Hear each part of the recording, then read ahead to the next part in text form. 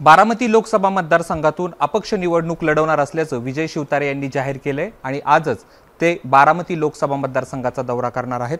बाप्पू, आजपासूनच तुम्ही आजच उमेदवारी तुमची जाहीर केली। खरं तर 2 दिवसापूर्वीच तुम्ही हे वक्तव्य केलं होतं, परंतु कार्यकर्त्यांनी एक ठराव घेतला आणि तुम्ही आता उमेदवारी जाहीर केली आणि आजच लोकसभा मतदारसंघाचा दौरा करताय। कसं वाटतं? दौरा म्हणजे मी आता तुम्ही तर पाहिलं सगळं प्रचंड प्रमाणात सगळ्या तालुक्यातून लोक आले होते आणि हे सगळे पदाधिकारी होते, कार्यकर्ते नव्हते।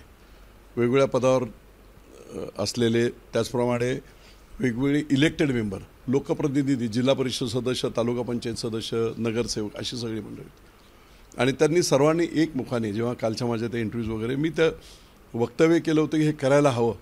पवार विरोधी मतदान जे आहे त्या मतदाराला मतदान करण्यासाठी, बटणं दाबण्यासाठीची संधी तिसरा उमेदवार पाहिजे म्हणून कर्तव्य म्हणून मी हे करतो आहे।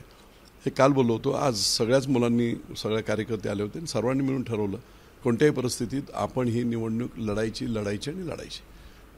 त्यामुळे आज आत्ता जो दौरा आहे तो खंडोबाचं दर्शन, मल्हारी मार्तंडाचं दर्शन घेऊन भंडारा लावून तिथून सुरुवात, काही लोक आम्ही तिथून पुढे मी मोरगावच्या गणपती बाप्पाचं दर्शन घेणार आहे, तिथून पुढे बारामतीतल्या कनेरी येथील हनुमानाचं दर्शन घेणार आहे आणि शेवटी 7-7:30 वाजेपर्यंत 8 वाजेपर्यंत मी इंदापूरला निरा नरसिंहपूरचं इथे दर्शन पूजा अर्चा करून पुढचे 2-3 दिवस मी वेगवेगळ्या विधानसभा मतदारसंघातील जेवढी देवस्थानं आहेत तिथे जाऊन त्यांचे आशीर्वाद घेऊन मग लोकांच्या गाठीभेटी त्या भागातील होतील। बापू, साधारणतः जुलै महिन्यात अजित पवार तुमच्यासोबत आले, त्या दिवशी तुम्ही पहिले स्वागत करणारे तर तुम्ही होतात त्यांचं। नेमकं त्याच्यानंतर तुम्ही 3-4 महिन्यांनी वक्तव्य केलं होतं की महायुतीत खडा पडेल असं मी कुठलंही वक्तव्य करणार नाही, परंतु आता तुम्ही डायरेक्ट थेट उमेदवारी जाहीर केली आणि त्याच्यामध्ये महायुतीत खडा पडला असं तुम्हाला वाटत नाही का? नेमकी कारणं काय आहेत तुम्ही निर्णय घेण्यामध्ये? एक लक्षात घ्या, महायुतीत मी खडा टाकण्याचा प्रयत्न केला नाही। बारामती लोकसभा मतदारसंघातील अगदी प्रामाणिकपणे सांगतो, तुम्ही मला मी सांगतो म्हणून ऐकू नका, तुम्ही कुठच्याही गावागावामधून जा आणि लोकांच्या प्रतिक्रिया विचारा। काही प्रतिक्रिया आता आपण पाहिलेल्या आहेत इंदापूरच्या वगैरे, की अगदी हर्षवर्धन पाटील साहेबांनी सांगितलं तरी आम्ही अजित पवारांना मतदान करणार नाही एवढं ठामपणे सर्वसामान्य लोक सांगत आहेत। त्यामुळे त्यांना मतदान करण्याची इच्छा नाही म्हणून आहे ते हे घेणे, सुप्रियाताईला मतदान करणे, दोन्हीकडे तेच आहे। एका बाजूला वाघ, एका बाजूला लांडगा अशी अवस्था आहे। अशा ह्या प्रतिक्रिया ग्रामीण भागातल्या आहेत। अनेक शेतकऱ्यांनी मला फोन केलेले आहेत, अनेक पदाधिकाऱ्यांनी मला फोन केलेले की खतखत सगळ्यांना आहे आणि म्हणून लोकशाहीमध्ये लोकांची भावना जाणून त्याचा रिस्पेक्ट करणे हे आपलं काम आहे, ते मी करतो आहे। मिठाचा खडा टाकण्याचं काम मी करत नाही। सुनेत्रा पवारांना उमेदवारी दिली, सुप्रिया सुळेंचं तर जाहीरच होतं ते लढणार होत्या, पण सुनेत्रा पवारांना उमेदवारी दिली म्हणून तुम्ही लढता आहात का? कारण पवार विरुद्ध पवार होते, तुमची भूमिकाच ही की पवारांच्या विरोधातले जे पवार विरुद्ध पवार होत असताना पवारांची असणारी 6,86,000 मतं, त्याच्या विरोधात 5-5.5 लाख मतं अँटी पवार आहेत ना, ती कुठच्या पक्षाची नाही आहेत, प्युअर पवार विरोधक ते आहेत। या पवार विरोधकांना मतदान करण्याची योग्य संधी देण्यासाठी मला लढलं पाहिजे, एवढ्याच भूमिकेतून लोकांची डिमांड हे माझ्या डोक्यात कुठून आलं? मी तुम्हाला सांगतो की सतीश भैया काकडे यांचा सत्कार लिंबूतला झाला। त्या लिंबूच्या सत्काराला मी देखील प्रमुख पाहुणा होतो, सुनेत्राताई देखील होत्या आणि पूर्ण बारामतीतील प्रमुख नेते जे आहेत स्थानिक स्तरावरचे ते सगळे होते। तो कार्यक्रम संपल्यानंतर मी गाडीत बसल्यानंतर एका सिनियर वरिष्ठ अतिशय महत्त्वाच्या आणि प्रसिद्ध असणाऱ्या व्यक्तिमत्वाने मला विचारलं की बापू हे पवार वर्सेस पवार काय, तिसरा पर्याय हा विचार केला पाहिजे। सतीश भैया काकडेंच्या सत्काराचा दिवस मला वाटतं, आता मला आठवत नाही, पण 15-1 दिवसापूर्वीचा बारामतीतल्याच एका वरिष्ठ पदाधिकाऱ्याने मला हे डोक्यात घातलं आणि मग मी संपूर्ण दौरे केले सगळ्या ठिकाणचे। मी तुम्हाला ओपन सांगतो, मी काय बोलतो याच्यावर विश्वास नका ठेवू। आपण जा जरा मतदारसंघांमधून कुठेही इंटरव्ह्यूज घ्या, सर्वसामान्य लोकांच्या घ्या, बाजारात घ्या, शेतात घ्या, लोकांचे रिॲक्शन ऐकून घ्या। माझ्या इकडे तर लोक अजित पवारांनी आम्हाला चॅलेंज देऊन पाडलं, आमचं वाटोळं केलं, आमच्या मतदारसंघाचं नुकसान झालं, त्याच्यामध्ये विजय बापूंचा सोडा, तो राग आमच्या लोकांना तर आहेच। त्यामुळे ते होणारच नाही ते. बारामतीमधून अजित पवार येतात, त्याच जिल्ह्यात पुणे जिल्ह्यातून तुम्ही देखील येतात, परंतु अजित पवार आल्यानंतर तुम्ही त्यांचं स्वागत केलं, परंतु तुमच्या मनात तो राग होता का? कारण महायुतीमध्ये अजित पवारांनी येऊ नये असं तुम्हाला वाटत होतं? नाही, असं आहे ना, ते आता काय मला काय वाटतं त्याला काय अर्थ नाही. तुमच्या राजकारणाला अडचण येते का? कारण हेच सेम जे आहे ते दौंडमध्ये झालं, इंदापूरमध्ये झालं. साधं उदाहरण देतो. आता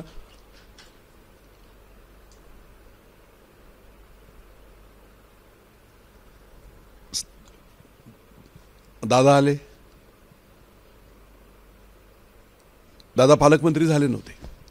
अजित दादा पालकमंत्री कोण होतं? चंद्रकांत दादा होते. जरा माहिती घ्या.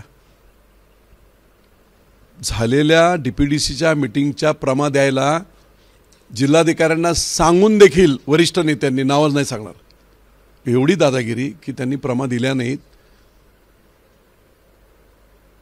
आजची परिस्थिती पाहिली तर डीपीडीसीमध्ये या तालुक्यामध्ये भाजप आहे, सेना आहे. भांडणं तीच होती ना महाविकास आघाडीच्या वेळेस सुद्धा, की 56% पैसे एनसी. आजच तेच चाललेलं आहे. अजितदादांनी सर्वसामान्य जिल्हा बँकेचे चेअरमन दुर्गाडे सर यांना 25 कोटी रुपये निधी दिला. इलेक्टेड मेंबर नाही, कोणी नाही, कोणी नाही. पुरंदरमध्ये भाजपला किती निधी दिला जरा विचारा, शिवसेनेला किती निधी दिला जरा विचारा. मग ही दादागिरी, हे काय खिशातले पैसे नाहीत अजितदादांच्या. जर तुम्ही युतीमध्ये असाल तर युतीमध्ये इक्वल पैसे दिले होते ना, पाहिजे होते ना सगळ्यांना. तर ही त्यांची मक्तेदारी, दादागिरी चालूच राहणार होती, उद्याही चालू राहणार. म्हणून आज सगळ्यांना वाटते की हे नको.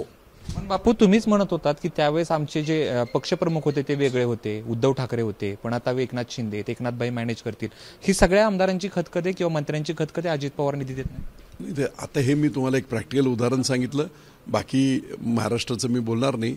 पण एका गोष्टीत अजित पवार प्रसिद्ध आहेत की त्यांचा एखादा सरपंच गेला तर 2 कोटी देतील आणि आमदार गेला विरोधी तर बोलतील चल बाहेर. हे सगळ्यांना माहिती आहे. पण तुमच्या भूमिकेवरून राष्ट्रवादीचे नेते जे आहेत ते तुमच्यावर टीका करायला लागले. जर तुम्ही बारामतीत तसं भूमिका घेतली असेल तर आम्ही कल्याणमध्ये वेगळी भूमिका. हे आता ब्लॅकमेलिंग टॅक्टिक्सच आहेत ना. इथे लोकांची इच्छा आहे. याला बळी पडणार विजय शिवतारे. मी बाईंशी बोलेल. अरे तो एकनाथ शिंदे आहेत ते, आणि तो डॉक्टर श्रीकांत शिंदे आहे. इतका लोकांमध्ये पोचलेला, यांची काय लायकी आहे यांची. आत्ता त्यांनी मध्ये तो साऊथ इंडियन तो हे व्यंकटेश्वराचं काहीतरी 75-80 हजार लोक तुम्ही तिथे बेनिफिशरी, 1-2 लाख बेनिफिशरी, कोणाचा पाय, कोणाचं दिव्यांगांची सायकल वगैरे, दिवस रात्र गाडून घेतलेला एवढा प्रचंड ताकदीचा आणि डेडिकेटेड नेता मी पाहिला नाही. मी तो फक्त आमच्या नेत्याचा मुलगा आहे म्हणून बोलत नाही. तसे ते डॉक्टर श्रीकांत शिंदे. त्यामुळे ठीक आहे, अशा होल मारणारे मारतील, पण होऊ नये. बापू, एक प्रश्न आहे तुम्हाला की 2 तारखेला नमो रोजगार मेळाव्यासाठी तुम्ही बारामतीत आला होता. त्यावेळेस तुम्ही माझ्याशीच बोलताना, एबीपी माझ्याशी बोलताना असं सांगितलं होतं की आधी विधानसभेचं ठरवा, मग लोकसभेचं काम करू होतं. पण मला हे जेव्हा हे सगळं ग्राउंड रियालिटी लक्षात आल्यानंतर मी तो निर्णय घेतलाय. पण त्यावेळेस मी तुम्हाला एक शब्द बोललो होतो, ते आज परत रिपीट करतो की पवारांची मतं 6,80,000 आणि 5,50,000 ते 80,000 मतं ही पवार विरोधी, अँटी पवार आहेत. त्यांचं काय होणार हे मी बोललो होतो तिथे. हे माझ्या डोक्यात तेव्हापासून होतं. त्यामुळे ते मतदान होण्यासाठी आवश्यक असणारी जी गरज आहे ती मी करतोय. जनतेचा जो आवाज आहे तो मी ऐकलेला आहे. काय मुद्दे घेऊन चाललेला आहात तुम्ही? सर्व मतदारसंघांना, फक्त बारामती म्हणजे बारामती शहर नव्हे, बारामतीच्या पश्चिम भागात जे काही 2-2.5 लाख लोकांना, 29 गावांना आज पियायचं पाणी नाही. 5 वर्षाच्या आत, आय एम टेलिंग यू, 5 त्यावेळेस सुद्धा आम्ही प्रॉमिस केलं होतं. देवेंद्र भाऊ जेव्हा स्टेजवर मुख्यमंत्री होते तेव्हा प्रपोजल, थीम, आयडिया सगळं आहे आमच्याकडे. त्यामुळे निश्चितपणे तिथे न्याय देण्याचा प्रयत्न. रोजगाराचा प्रश्न प्रचंड आहे. MIDC होते करून MIDC होत नाही, असं अनेक चाललेलं आहे.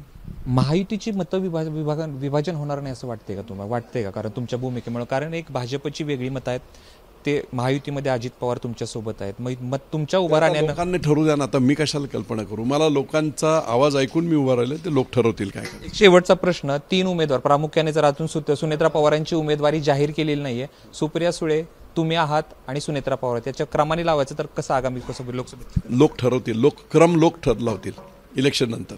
ते विजय शिवतारे ज्यांनी आपली पुढची जी आहे ती रणनीती नेमकी काय असणार आहे ते विजय शिवतारे यांनी सांगितले आणि लढणार असल्याचं देखील विजय शिवतारे यांनी पक्क सांगितलेलं आहे. कॅमेरा पर्सन राजेश बीडकर सह जयदीप भगत, एबीपी माझा, पुरंदर, सासवड. एबीपी माझा, उघडा डोळे बघा नीट.